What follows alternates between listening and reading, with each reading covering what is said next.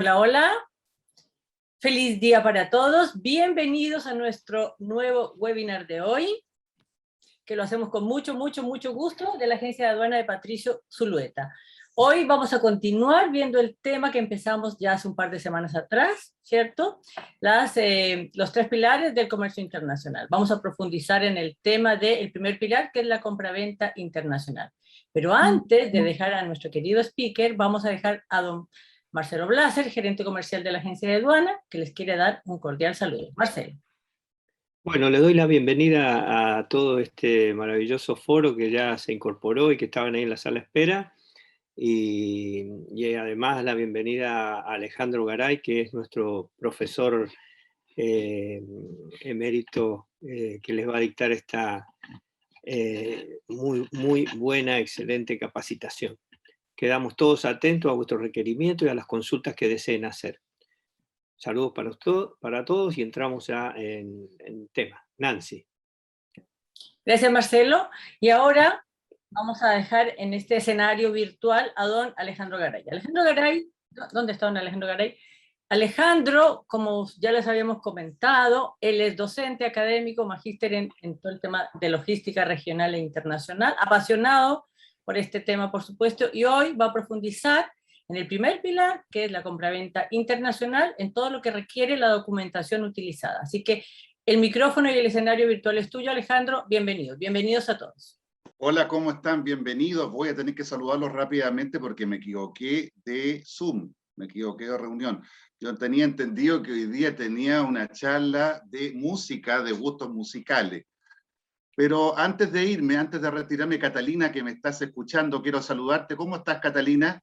Catalina Sandoval. Hola, Catalina, ¿me escuchas? Catalina. Catalina, hola, Catalina, ¿me escuchas? No me escucha Catalina. Te escucha, pero está con el micrófono apagado. Hola, Martita Izaguirre, ¿cómo estás?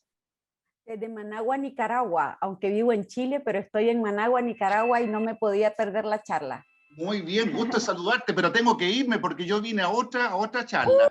Quiero preguntarte, escuchamos dos temas del dinero, más o menos de los años 70. Escuchamos a ABBA y escuchamos a Pink Floyd. ¿Qué te gusta? ¿Qué te gustó más? La ABBA. canción de ABBA. ¿Ah? ABBA. ABBA, ¿te gustó ABBA? Perfecto, ¿te gustó ABBA? Lindo, ¿ah? Canta muy bonito. No ha salido un grupo así. Quiero preguntarle a ver, a Martita, te pregunté, a Enríquez. ¿Cómo estás, A Enríquez? No tengo el nombre completo. ¿Qué te gustó más? ¿Te gustó ABBA o te gustó Pink Floyd? Buen día, Alejandro. Andrew me llamo. Me gusta más Pink Floyd. Voy por Pink Floyd. ¿Te gusta más Pink Floyd? Sí. Ya, complejo el tema. Voy a tener que pedirle a un árbitro argentino de que corte el queque. O nos vamos por ABBA o nos vamos por Pink Floyd. Seguramente si le pido a un árbitro argentino, nos va a complicar la situación más y nos va a cantar un tango. Y en consecuencia, el tema va a dejar de estar en Europa y se va a ir al otro lado de la cordillera y posiblemente el árbitro diga, no, acá lo que hay que hacer es cantar un tango argentino bien gardeliano. ¿Qué les parece?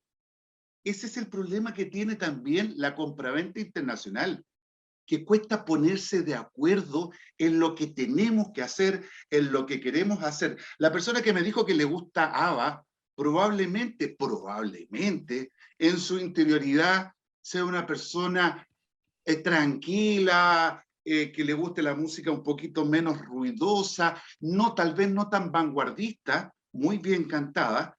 Y la persona que me habló recién en función de Pink Floyd, a lo mejor es más de vanguardia, a lo mejor le evocan los pantalones pata elefante, ese movimiento, ¿no es cierto?, hippie de los años 60. Es muy probable.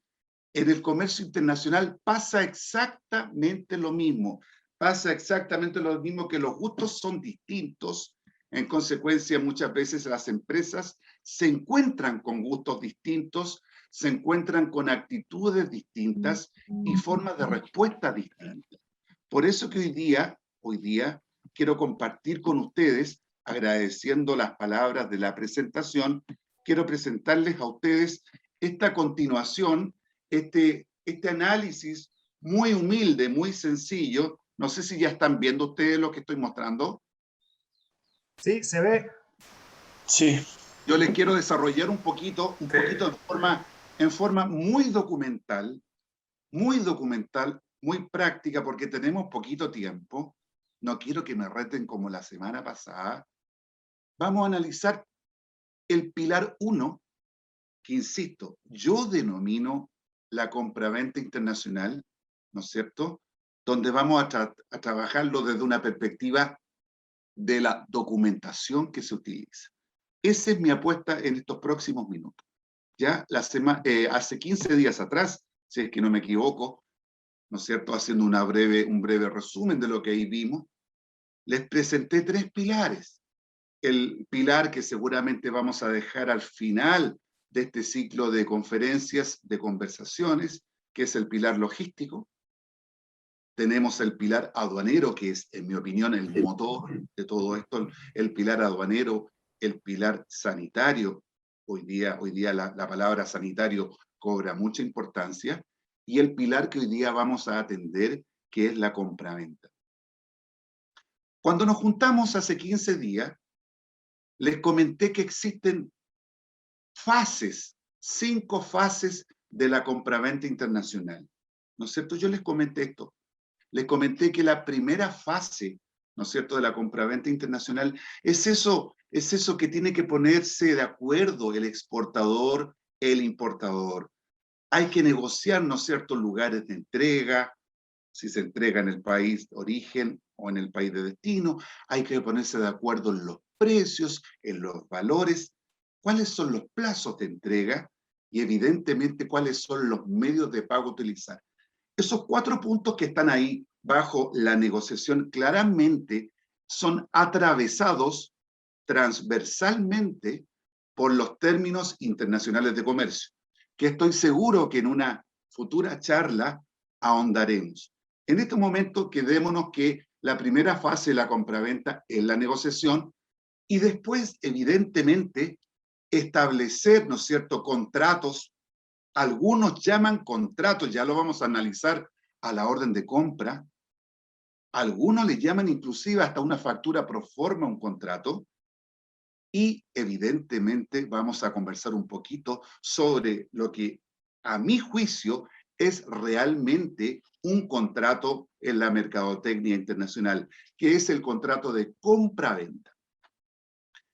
Esto también involucra una tercera fase que arrastra muchos papeles, muchos documentos que hay que tramitar para una correcta operación de compra-venta internacional. Desde el certificado de origen, pasando por los documentos de transporte, el BL, la guía, algunos vistos buenos y los organismos, ¿no es cierto?, que procuran los documentos que procuran estas organizaciones que tienen que ver con la fiscalización sanitaria, ¿no es cierto? El certificado de destinación aduanera y el certificado de uso y disposición.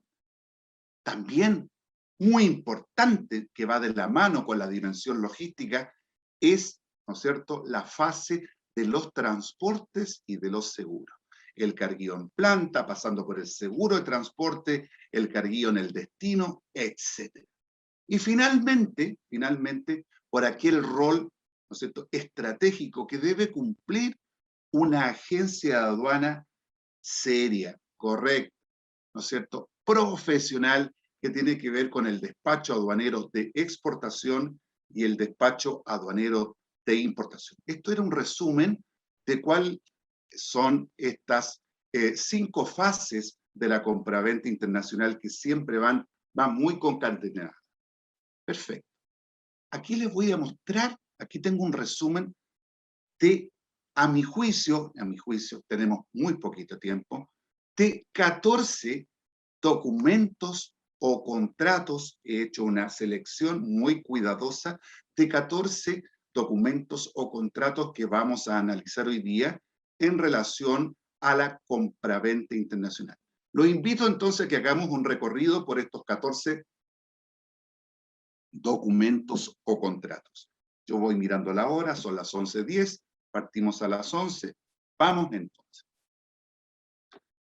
Vamos ¿con qué? ¿Con qué vamos? Con los deseos de querer salir al mundo, con esas ganas que tenemos de poder internacionalizarnos. A lo mejor hay muchas empresas, como dicen los grandes marqueteros del siglo pasado, que hacen mucho comercio doméstico, mucho comercio local, pero llega un momento en que se quieren atrever a dar un paso cualitativo, quieren atreverse a salir más allá de sus fronteras. En consecuencia, ¿no es cierto?, existe una instancia a la cual le llamamos cotización. Es el primer acercamiento, ¿no es cierto?, primer acercamiento muchas veces por teléfono, por WhatsApp, por correo electrónico, ¿no es cierto? Es la primera aproximación que hace, no digo un vendedor, sino que digo un potencial vendedor, porque no se sabe si va a haber éxito o no, con un posible cliente. Una primera presentación que realiza el potencial exportador, donde claramente en esta cotización hay que ver algunos puntos interesantes. Por ejemplo, tengo la experiencia de que en economías desarrolladas, ojo, no todas en Europa, Alemania principalmente, en Gran Bretaña, en Oceanía, Australia, Estados Unidos, es muy bien visto en esos mercados el nivel de detalle y de precisión que se pueda hacer en estas cotizaciones. En esos mercados de destino observan profesionalismo en aquellas empresas que se esmeran en enviar una cotización con un amplio rango de datos y de información. También les tengo que contar que en Europa, lo sé, yo he estado ahí, he visto las experiencias, en Estados Unidos, en Canadá, consideran que el mercado latinoamericano en general y el mercado asiático en general es bueno para regatear el precio, muy bueno para regatear el precio. En consecuencia, ellos tienen la cultura en esas economías más desarrolladas de no darnos tanto detalle, no darnos tanta información, sino que la precisa precisamente por la cultura que no solamente tenemos acá en Latinoamérica, sino que también en los países del lejano oriente, al regate. Primer comentario. Segundo, en una cotización siempre es importante establecer valores asociados, ¿no es cierto?, valores totales, precios totales, con independencia del valor unitario. Es una buena manera de que nuestro posible cliente no apresure criterios y piense que esos valores están asociados a nivel de producto. A veces no es bueno presentar precios unitarios, sino que no dar precios totales. Si nos encontramos con un proveedor que tiene conocimiento, nos encontramos con un cliente, un importador, que tiene vasto conocimiento de la logística internacional, que tiene vasta experiencia en la logística internacional, es bueno desglosar en esta cotización precios que vayan desde la familia E, desde la familia C, ¿no es cierto?, desde la familia D, todas las familias de los 5TEN. Es decir, no solamente colocar sobre la mesa precios, ¿no es cierto?, donde la entrega de la mercancía es en el país de origen, sino que también precios donde se involucren operaciones logísticas para dejar la mercancía en el país de destino. Me refiero a la familia D, sumamente importante desglosar. Ahora cuando nos encontramos con un cliente, porque uno se da cuenta que no tiene mucha experiencia, recién se anima en esta situación, lisa y llanamente es bueno llegar con un precio que incluya toda la gestión logística hasta dejar los bienes en la planta de este posible cliente. En relación al margen, en relación a los márgenes, ustedes saben que existen muchas formas. Hay un tema muy importante en microeconomía que se llama la teoría de los precios, que habla de muchas alternativas para fijar los precios. Algunas de ellas, tal vez las más conocidas y las que se utilizan en comercio internacional, es fijar un precio basado en los costos de producción más un profit, más un margen de rentabilidad. Sin perjuicio de ello, no es malo combinar en la estrategia de precio lo que dicen mis competidores, es decir, fijación de precios según la competencia. Y también sumamente importante hoy día, fijar precios según la percepción que tiene mi eventual cliente respecto del producto o servicio que estoy dando. Es decir, acá hay una combinación. Costos, ¿no es cierto? Costos, valor, como dice Philip Kotler, costos y valor. Sumamente importante a la hora de establecer un margen. Pero también tenemos que pensar en los costos específicos de exportación. En los costos específicos de exportación, aquello que tiene que ver, por ejemplo, con lo que no es costo productivo. Cuando exportamos, tenemos que contratar una agencia de aduana. Buena, bonita, barata, pero eficiente. Tenemos que pagar por certificados, tenemos que pagar por certificados de origen y otro tipo de documentación. Tenemos que pagar por el embalaje. El embalaje muchas veces se tira a costo productivo, no obstante, no pertenece a ese rubro. Hay que tirarlo como costo específico de exportación. Pólizas de seguro. Hay veces que se contratan pólizas de seguro locales que van más allá de las pólizas de seguro de carácter internacional.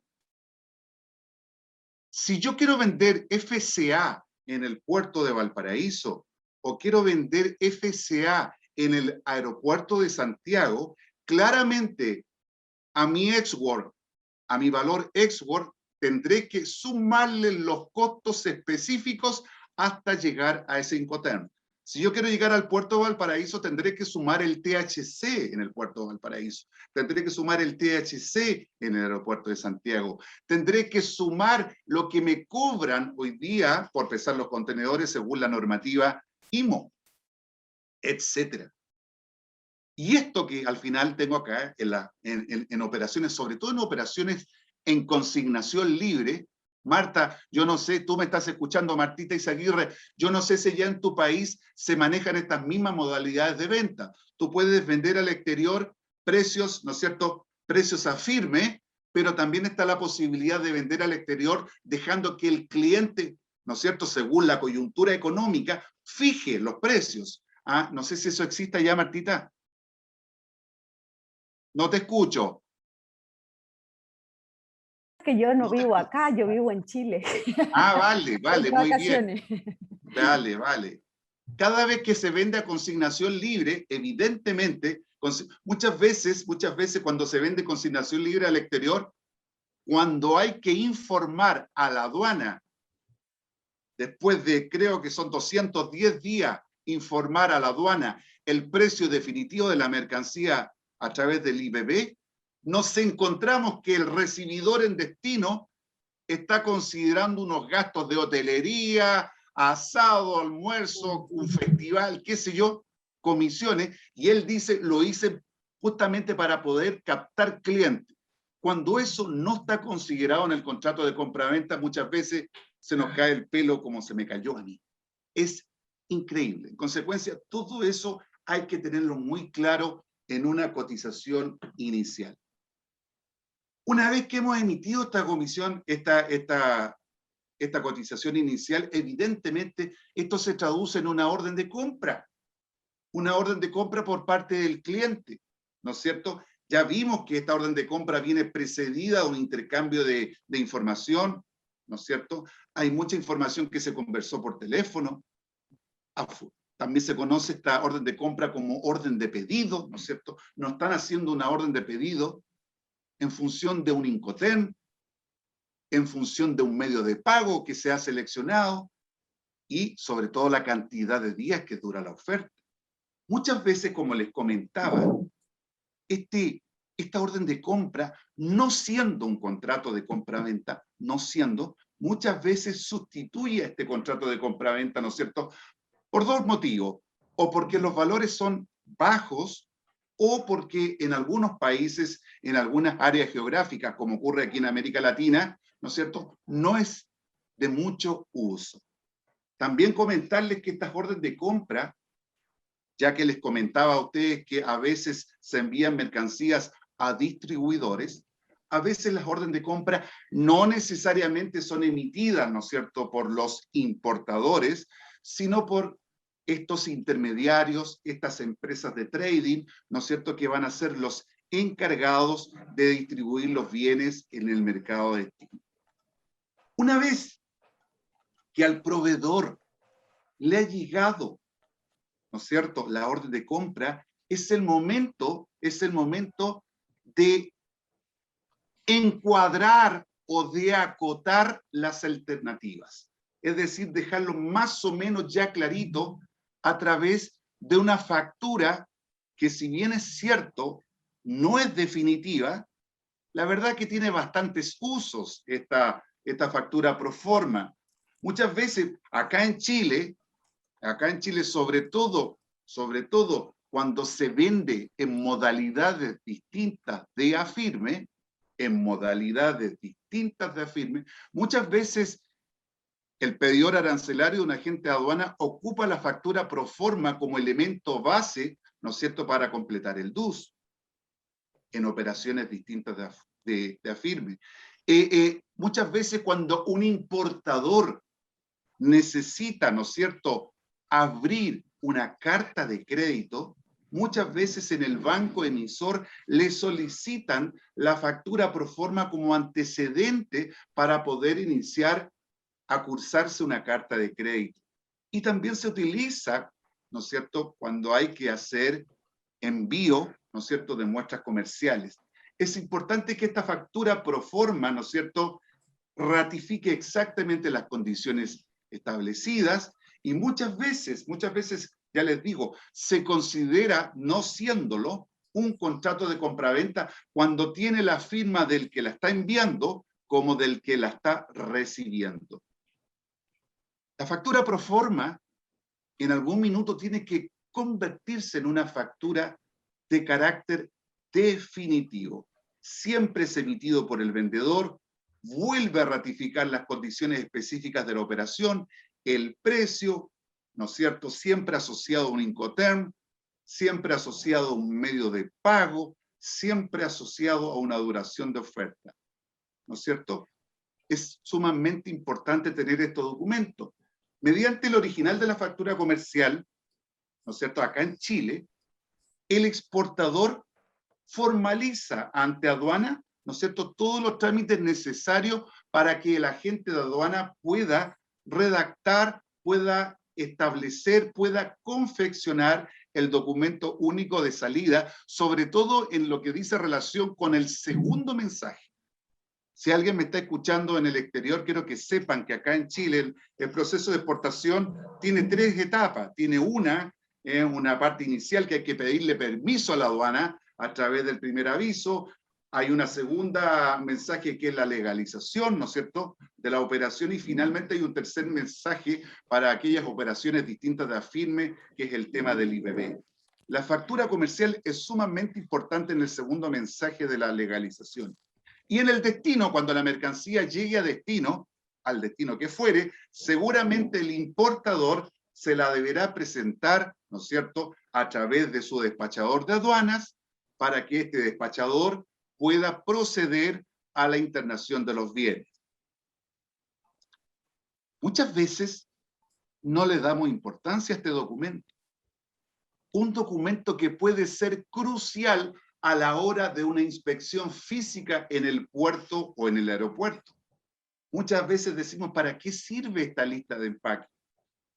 Es muy importante. Hay veces que ocurren aforos y una lista de empaque que esté en la carpeta, ¿no es cierto?, del funcionario de la agencia de aduana en una desconsolidación, en un momento en que hay que abrir unas cargas, no están bien rotuladas, no están bien marcadas, si hay una lista de empaque bien emitida, en el fondo no es más que una versión detallada de la factura comercial, pero que no tiene valores, no tiene precios, sirve mucho a la hora de un reconocimiento físico, a la hora de una división de bultos. Perdón, ¿hay alguien que me preguntó algo?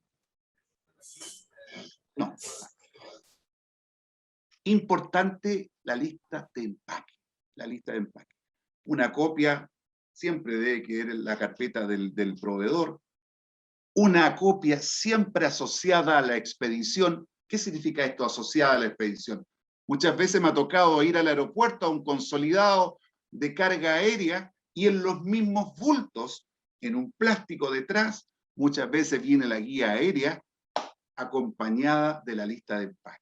Y evidentemente enviarle a nuestro cliente, ¿no es cierto?, esta lista de empaque, que como lo digo, puede servir ante una situación de revisión física y documental de las mercancías. Aquí me quiero detener un poquito. Contrato de compraventa internacional. Para mí, realmente lo que es un contrato de compraventa internacional que en estas latitudes, en estos países, acá en Sudamérica, Latinoamérica me atrevería a decir, y por qué no decirlo, en China también no existe esa cultura, ¿no es cierto?, del contrato de compraventa internacional, ¿no es cierto?, un acuerdo escrito, ¿no es cierto?, donde alguien llamado vendedor debe obligarse a entregar una cosa determinada, un bien determinado, ¿no es cierto? Y otra parte, la compradora, se obliga a pagar por esa cosa un precio, ¿no es cierto?, determinado en dinero. Eso es un contrato de compraventa internacional, ¿no es cierto? Muy útil para las empresas grandes, para las medianas empresas, y lo digo con toda responsabilidad, para las pequeñas también. Olvídense lo que dije al principio de que precisamente porque los montos son bajos, muchas veces se dice, ¿para qué un contrato de compraventa? No, es bueno tener claro esto, hacer un contrato tal vez a un año y a partir de ese contrato tipo flotante, descargarse según las operaciones. Muchas veces se han visto muertos cargando adobe y nos arrepentimos de no tener un contrato de compraventa internacional como corresponde.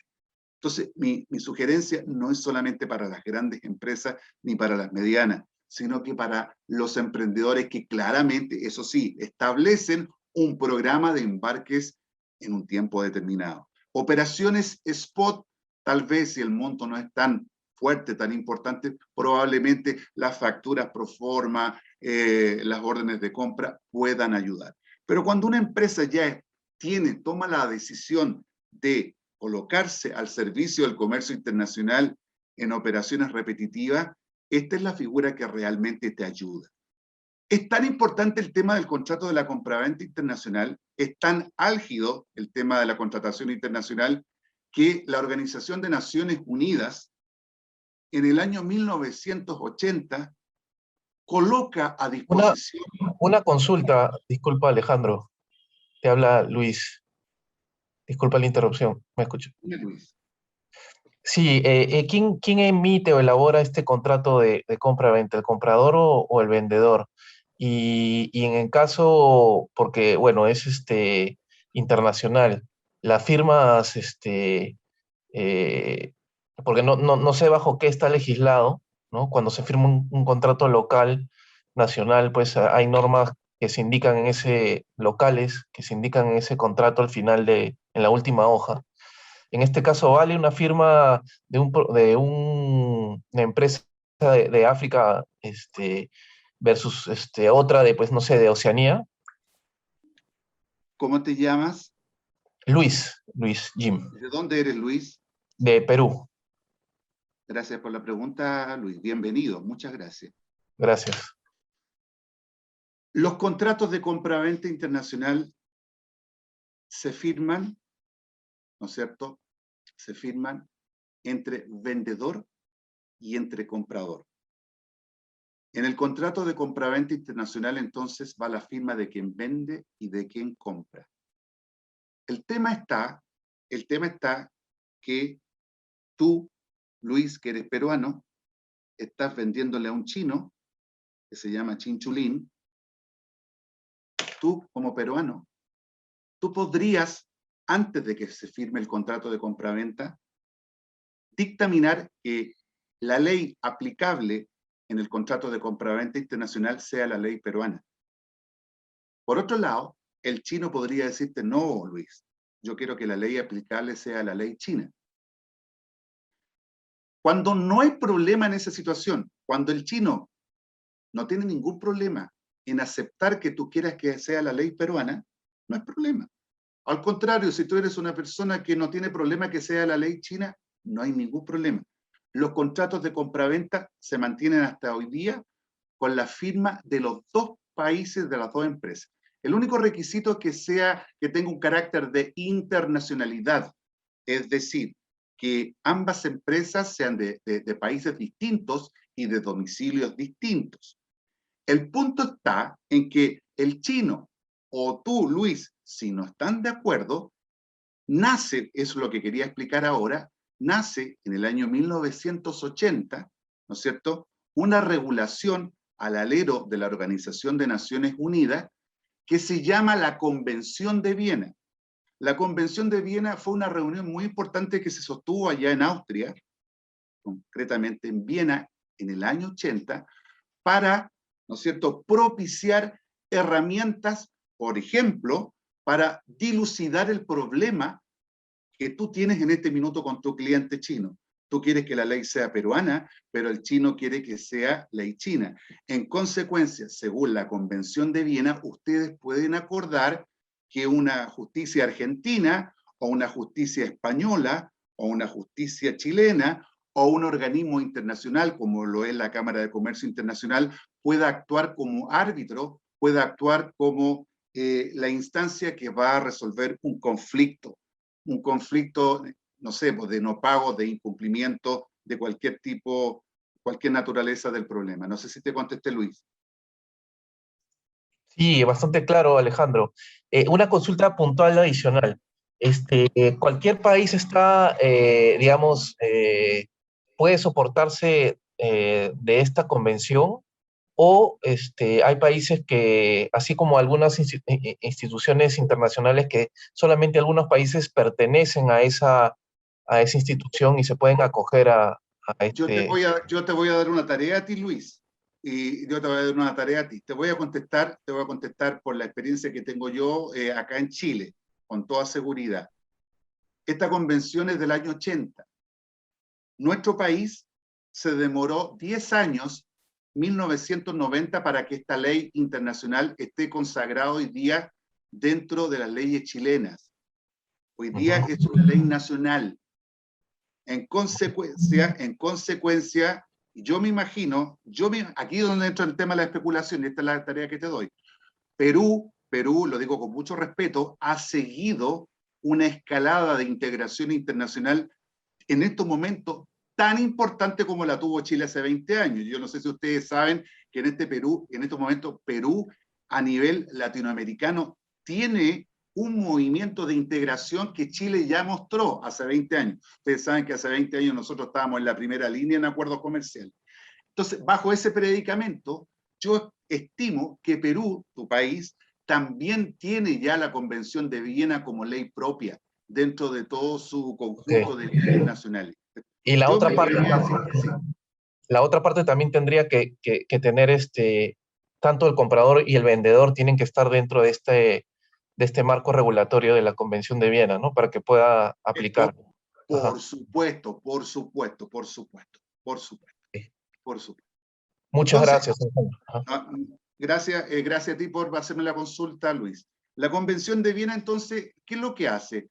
Propicia, ¿no es cierto?, este marco, un paraguas jurídico, de tal manera de que las partes se le haga más fácil. ¿Cómo se materializa el contrato según la Convención de Viena? la recepción de la aceptación de una oferta, es decir, decir estoy de acuerdo, la anuencia, es decir, estoy de acuerdo, la aceptación, pero por otro lado, dice ahí, la realización de un acto relativo a la expedición de la mercancía. Eso está muy legal escrito. ¿Qué significa? Una operación logística. Un viaje a Perú podría ser un viaje en camión, pero a Estados Unidos, si estoy en Chile, será un viaje en avión o será un viaje en barco. Dentro de Europa podría ser un ferrocarril, pero tiene que existir un acto de expedición. Expedición se refiere al movimiento de carga, a la distribución, a la operación logística. Y evidentemente tiene que haber un pago. Respecto del tema de la Convención de Viena, me quedan 10 minutos, importante decir lo siguiente. A pesar de que estamos viviendo temas y días muy complicados con el tema de la pandemia, siempre hay voces antiguas, muy solemnes, ¿no es cierto?, que les gusta que estos contratos queden formalizados por escrito. ¿Sí? Tú puedes ocupar el correo electrónico, pero no para escribir en el correo electrónico el contrato, sino que lo tienes que mandar como archivo adjunto y con todos los protocolos que correspondan. Ojo, muchos dicen, un correo electrónico me sirve para un contrato. No, tú envías a través de correo electrónico un contrato como corresponde. Los más antiguos les gusta eso. Pero hoy día, iba a decir como la canción de Pink Floyd, que es moderna, pero es más vieja que el hilo negro, pero muy buena.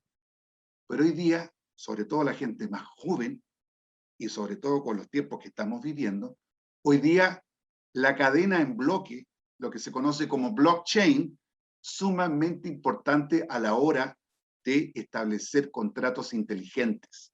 O sea, hoy día se están viendo contratos inteligentes soportados en esta tecnología del blockchain. A veces los contratos son difíciles de establecer. Cuesta llegar a consensos. Muchas veces, ¿por qué?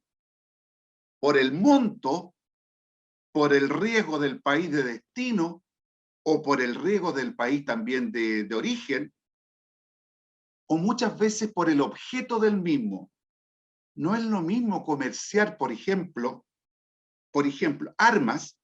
Yo no estoy diciendo que comerciemos armas, pero los países comercian armas. No es lo mismo comerciar armas a medicamentos, a productos hortofrutícolas. En consecuencia, sumamente importante tener eso muy claro los contratos. Les cuento algo.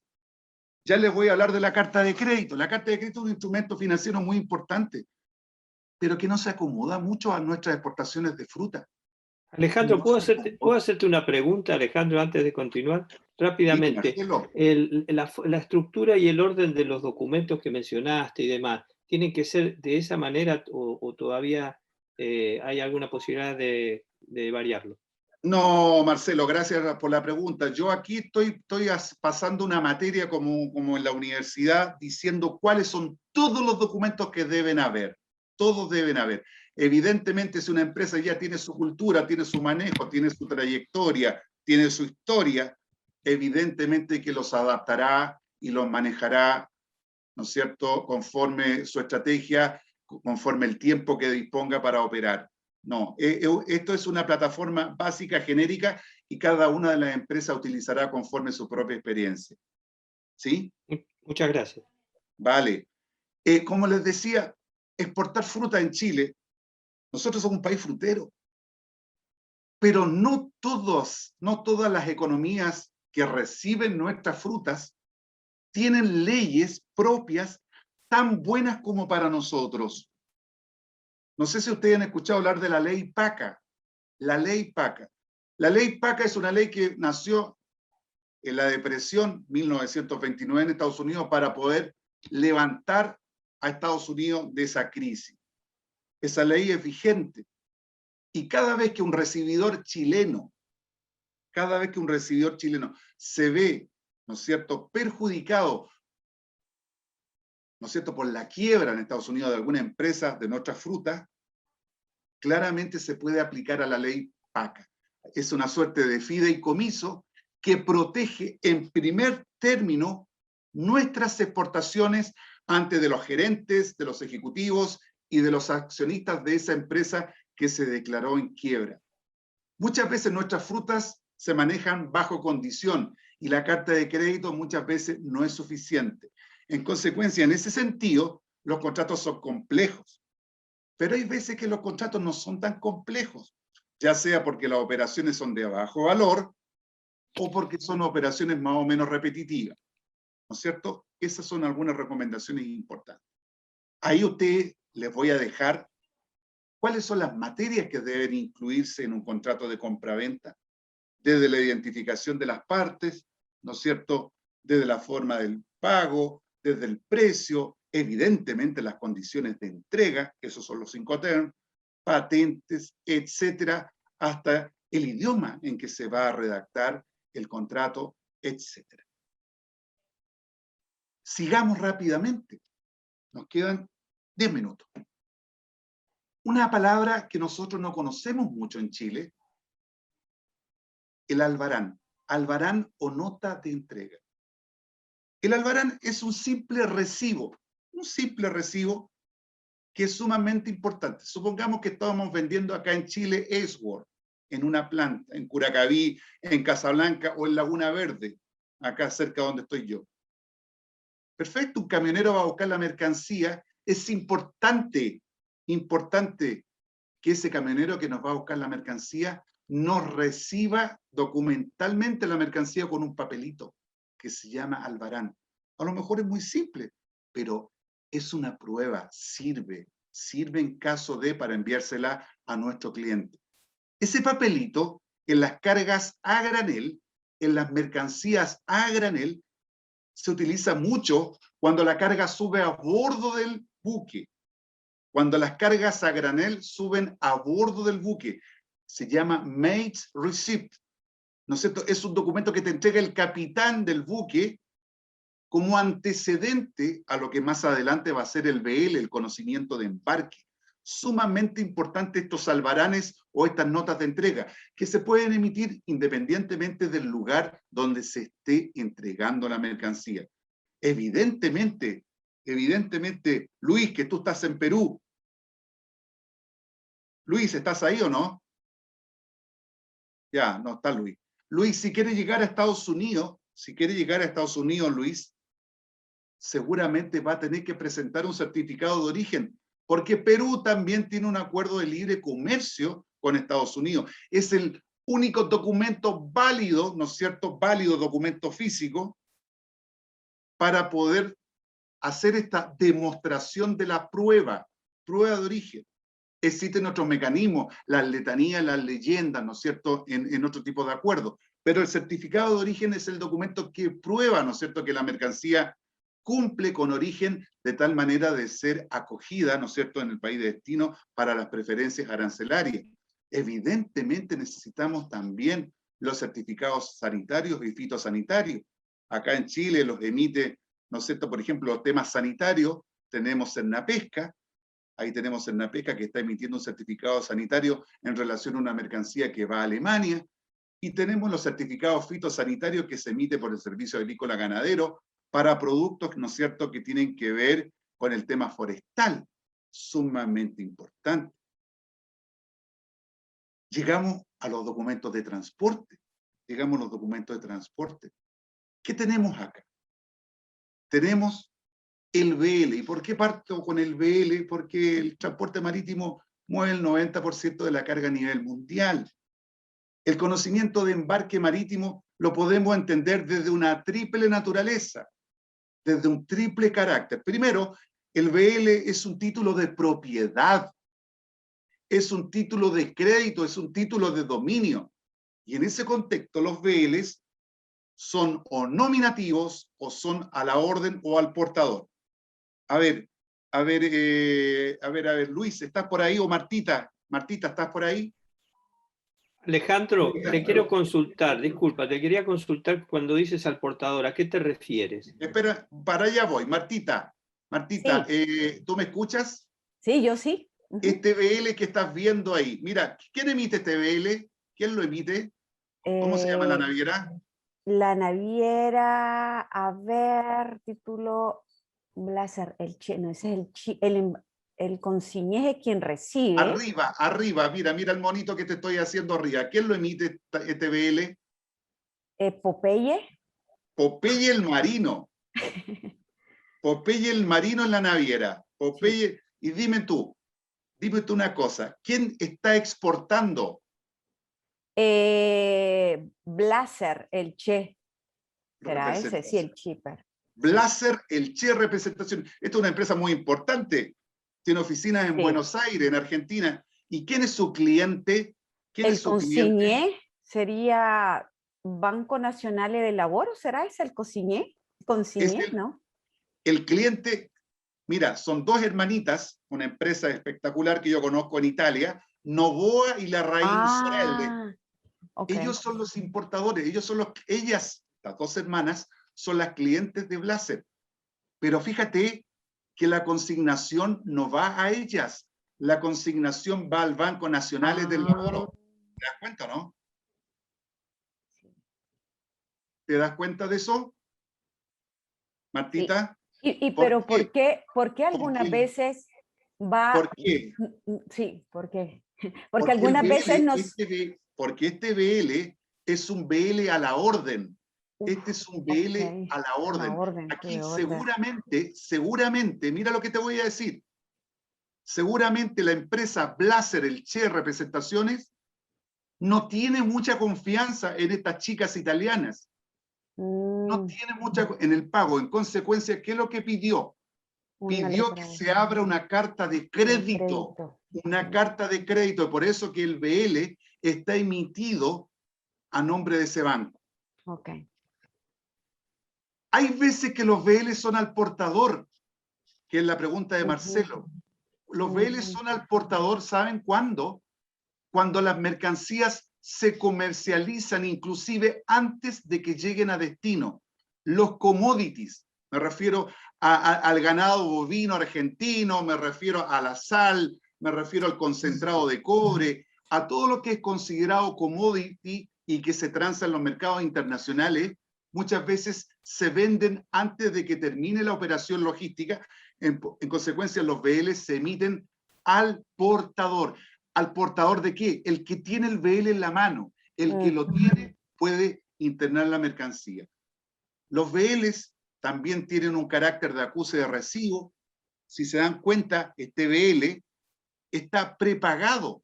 Está prepagado. Significa que la empresa El Che le pagó a Popeye el Marino en Argentina el flete, está prepagado. No sé si se dan cuenta. Y por otro lado, es un medio de prueba. Aquí la naviera está dando fe que el shipper, es decir, el Che, cargó, embarcó, pesó y contabilizó la mercancía el 19 de agosto del año 2021. Es decir, es un medio de prueba, es una acusa de recibo. También tenemos los documentos de transporte, evidentemente la guía aérea, como ustedes pueden ver.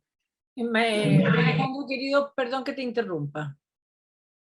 Dígame. Mira, hay una pregunta de Martita también que decía, antes de lo que tú habías profundizado, ¿el Albarán sería un equivalente a la guía de despacho? No. Hagamos cuenta, yo estoy en mi departamento en este minuto. Nancy, tú me estás comprando a mí mi sombrero. Yo sé que te gustó mi sombrero. Me encantó. Perfecto, tú mandaste a una empresa a buscarlo acá. Entonces la empresa le digo que saque su albarán, un talonario, y me entregue a mí un papel firmado por la empresa, por esa empresa donde se está dando, digamos, señal de que yo se la entregué a ellos en tal hora, en tal día, en tal momento. Una prueba documental de que yo le entregué al transportista que tú enviaste. A eso me refiero con albarán. No sé si contesté la pregunta. Sí, muchísimas gracias. Vale. Tenemos documentos de transporte, como la guía aérea, para el caso aéreo.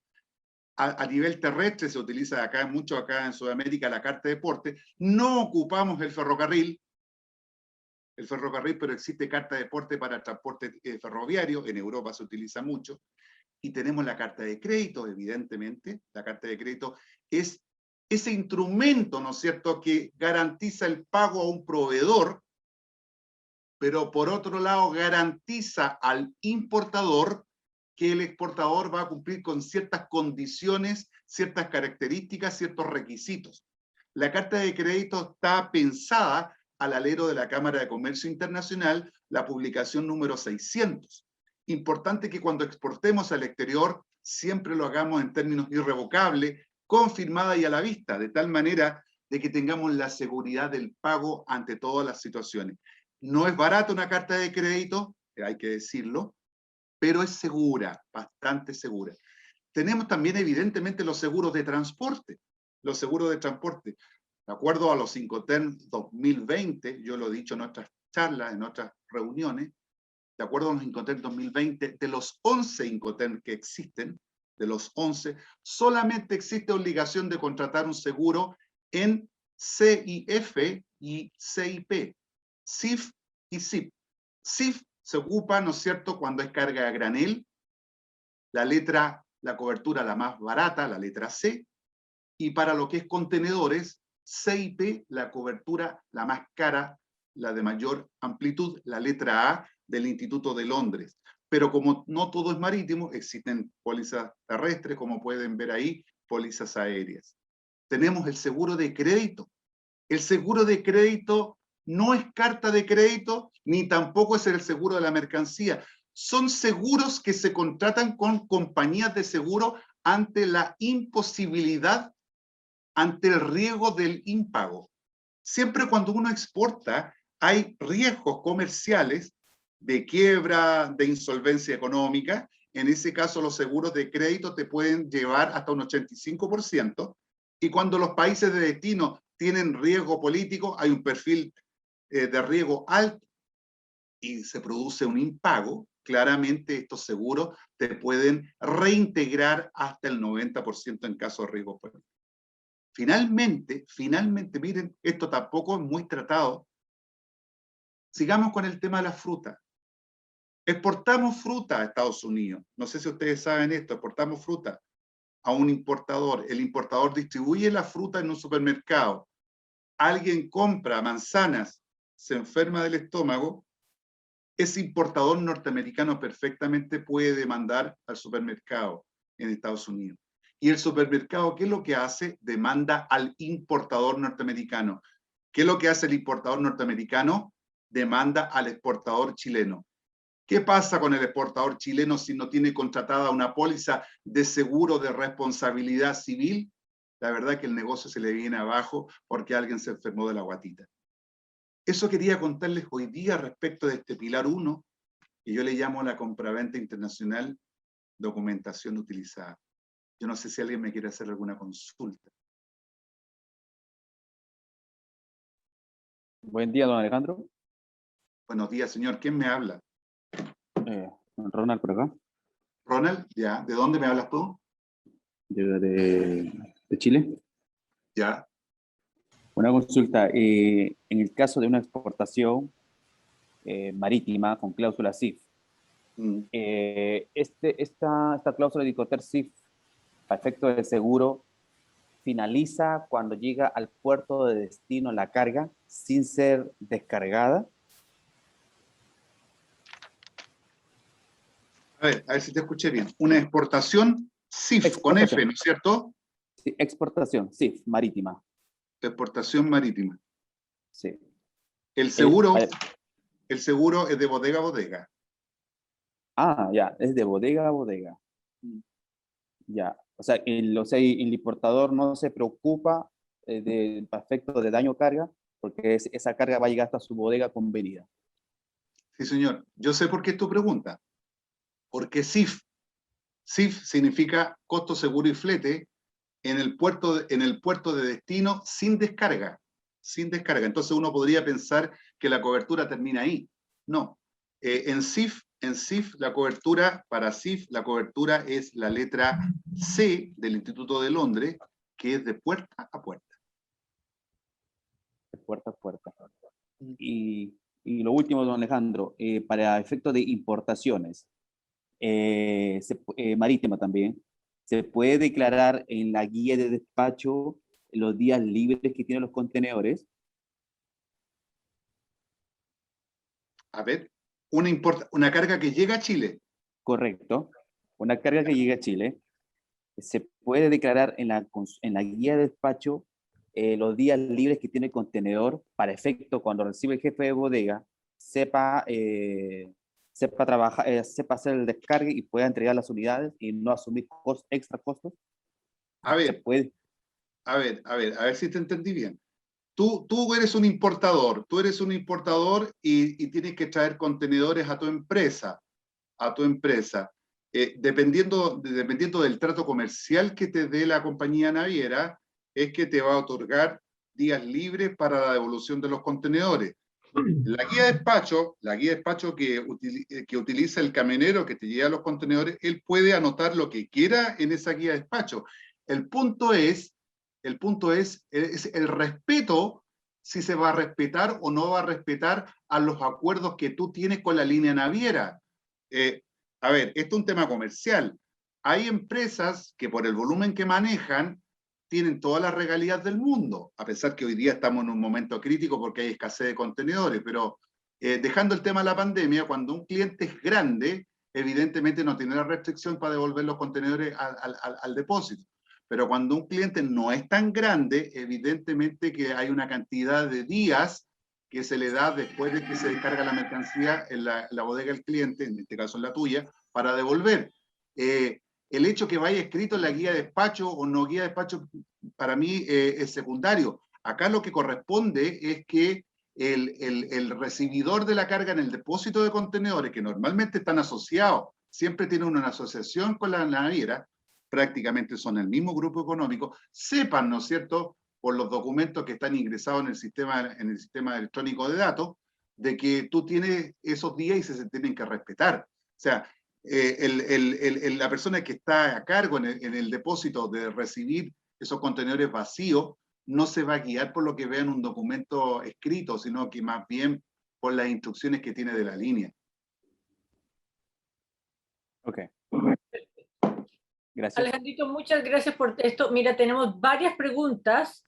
Vamos a tener que elegir una por el tiempo, pero de todas maneras les vamos a dejar las respuestas después, se las vamos a mandar vía correo electrónico con la presentación y la grabación para que todos estén como súper atentos. Vamos a elegir una de las preguntas porque tenemos muchas. A ver, ¿cuál es esta? Por ejemplo, aquí pregunta Mauricio, ¿el seguro de mercancía adicional a la cláusula de compraventa puede ser tomado hasta la descarga en puerto? Pregunta Mauricio García. ¿El seguro cómo? El seguro... Yo tengo mal audio acá, está mala la recepción, por eso que les pido que me repitan. Mira, el seguro de mercancía adicional a la cláusula de compra-venta puede ser tomado hasta la descarga en puerto, pregunta Mauricio García. Y Juan Pablo Munizaga tiene la manito levantada hace rato también. Ya, voy a partir con, sí, yo me he fijado con Juan Pablo. Dime, Juan Pablo, a ver. Buenas tardes, don Alejandro. ¿Se escucha? Sí, señor. Pregunta, voy a importar juguetes, ¿ya? Pero esos juguetes tienen plástico y tienen madera, ¿ya? Hay que preguntarle al chino el certificado de todo lo bueno, el de biodisponibilidad y además el de fumigación por ser de madera. Claro. Los tres. Claro. Hoy día está la posibilidad que esos documentos se pueden colocar en línea de tal manera de que puedas tener acceso rápidamente a eso, porque te lo va a pedir acá la autoridad chilena. Claro que sí. Sí, por supuesto, todo lo que tenga que ver con tolueno, mientras más venga certificado de afuera, mejor, claro. Y lo otro, cortito, ¿es bueno que esa documentación la revise la agencia de la aduana? O sea, ¿la gente, ustedes? ¿La agencia? No, la agencia aduana, ¿no? La agencia, a ver. Como orientación, digo yo. A ver, la agencia aduana, toda agencia aduana, pide documentos base a su cliente. Primero hace un estudio de la operación, por ejemplo, va a ver la operación, de qué se trata, cuál es la mercancía. Y si tú quieres tramitar anticipado, el agente de aduana se pone en una posición siempre muy general, po, se pone en todos los casos. Entonces, evidentemente, gana tiempo y le pide a su cliente, al importador, páseme todos estos documentos en caso de que tenemos alguna revisión, alguna inspección, alguna situación, el CDA. Entonces, claro, un agente de aduana proactivo pide toda la documentación, la máxima que se pueda pedir, de tal manera que ante una situación de un momento a otro, esté munido con todos los antecedentes en la carpeta. Sí, me pasó, y funcionó súper bien. Entonces me quería aprovechar en esta oportunidad de hacer lo mismo en realidad. De traer los certificados antes, de importarlo y pagar. Claro, y el proveedor chino es rápido en el envío de los documentos. Sí, es rápido. Tienes todo el tiempo del mundo, como decía una canción entonces. Perfecto, genial. Muchas gracias. Ya. ¿Cómo está, amigo Mauro?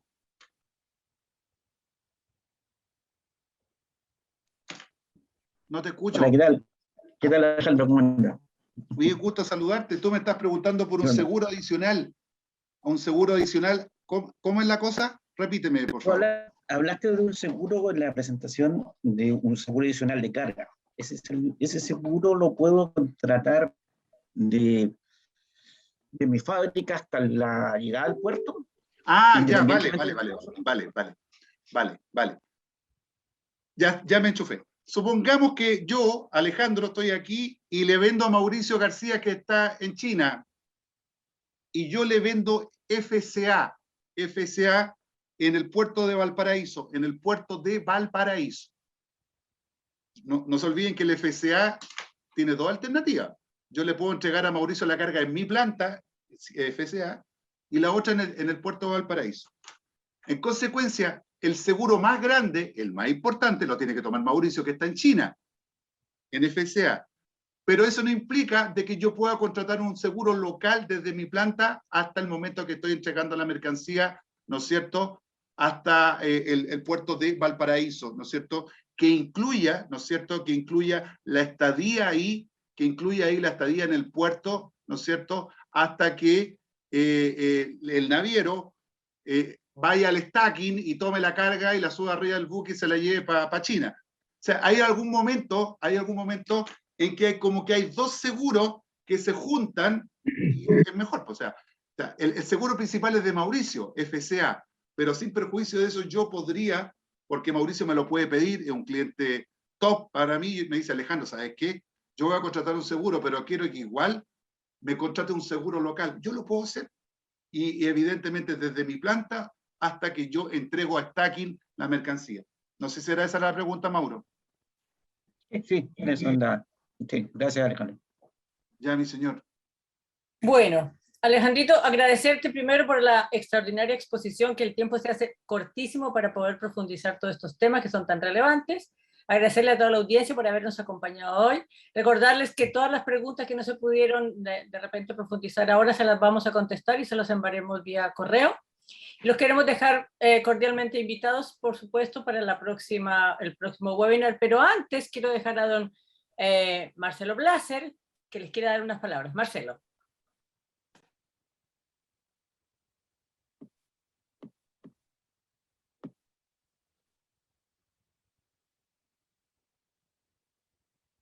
Saludos para Andrea Morales. Marcelito, actúa tu micrófono. Le agradezco mucho al distinguido profesor Alejandro Garay y a toda la audiencia internacional que tenemos en este momento. Los esperamos el próximo mes con 2 capacitaciones que los va a invitar la señora Nancy y la señora Rosario. Mis saludos. Los dejo con Nancy Novoa. Gracias, Marcelito. Gracias, Alejandro, por tu grandiosa exposición. Gracias a todos por la asistencia. Los dejamos cordialmente invitados al webinar del 2 de septiembre. Vamos a hablar de bienes de capital. Así que si se les interesa, inscríbense. Muchas gracias por estar acá y nos estamos viendo en una próxima oportunidad. Feliz tarde para todos. Gracias. Que estén bien. Saludos y abrazos para todos. Gracias, Gracias. chao. Gracias, Hasta luego. Alejandro. Muchísimas gracias. Hasta luego. Chao. Gracias.